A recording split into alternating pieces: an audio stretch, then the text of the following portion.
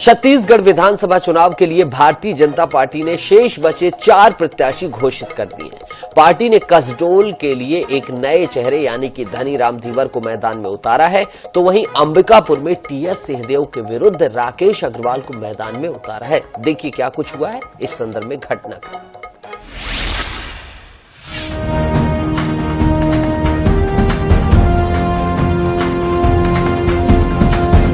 विधानसभा चुनाव के लिए भाजपा ने अपनी चौथी और अंतिम सूची जारी कर दी है। भाजपा की इस सूची में सबसे चौंकाने वाला नाम कसडोल क्षेत्र से धनीराम धीवर का माना जा रहा है। भाजपा ने कसडोल से एकदम नए चेहरे को मैदान में उतारा है। धीवर कसडोल विधानसभा में लवन ब्लॉक के ग्राम पनगांव के रहने वाले हैं। वो वर्तमान में ग्राम पंचायत पनगांव के सरपंच भी है। धीवर सामाजिक रूप से सक्रिय रहे हैं। कसडोल क्षेत्र में मछुआरा समाज की बहुलता को देखते हुए भाजपा ने मछुआरा समाज से अपना प्रत्याशी उतारा है। ठीक इसी तरह इसी सूची में दूसरा चौंकाने वाला नाम अंबिकापुर से राकेश अग्रवाल का है। अग्रवाल पहले टीएस सिंहदेव के बेहद करीबी रहे। बाद में साल 2016 में किसी वजह से कांग्रेस से अलग होकर बीजेपी में शामिल हो गए।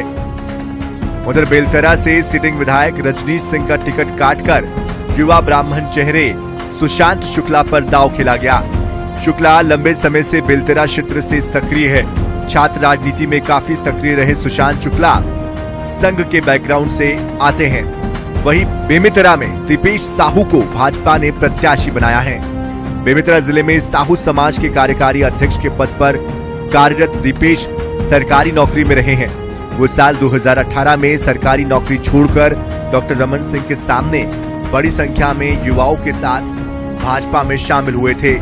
सभी सीटें घोषित होने के बाद प्रदेश प्रभारी ओम माथुर ने कहा सारी टिकटें जारी हो गई है। भारतीय जनता पार्टी ऐतिहासिक विजय प्राप्त कर जीत हासिल करेगी। वहीं प्रदेश अध्यक्ष अरुण साव ने कहा है कि छत्तीसगढ़ में भारी बहुमत से बीजेपी की सरकार बनेगी। 3 दिसंबर को कमल का फूल खिलेगा। ये मान के चलो कि जिस प्रकार से वो डिफेंस में आए हैं चुनावी माहौल देख करके, ऐसी ही घोषणाएं वो पिछली बार भी की थी। जनता में वो एक्सपोज हो चुके हैं और इस तरह से और जनता के साथ धोखाधड़ी करना चाह रहे हैं। जनता समझ चुकी है। बहुत चुनौती तो हर चुनाव होता है, लेकिन हम भारी बहुमत से जीत रहे हैं। भारतीय जनता पार्टी भारी बहुमत के साथ छत्तीसगढ़ में सरकार बनाएगी। 3 दिसंबर को जब मतगणना होगी कमल खिलेगा। भारतीय जनता पार्टी की सरकार बनेगी। छत्तीसगढ़ खुशहाली और तरक्की की ओर आगे बढ़ेगा। कांग्रेस के बाद भाजपा ने विधानसभा चुनाव के लिए सभी सीटों पर अपने प्रत्याशी घोषित कर दिए हैं, मगर दोनों ही दलों में टिकट वितरण के बाद बगावत के सुर देखने को मिल रहे हैं, जिसे देखते हुए पार्टी डैमेज कंट्रोल में जुटी है। हालांकि अब देखना होगा कि दोनों मुख्य दलों के प्रत्याशियों की घोषणा के बाद 3 दिसंबर को जनता का फैसला किसके पक्ष में आता है। रायपुर से स्वप्निल गोरखेड़े, आई न्यूज़ 24/7।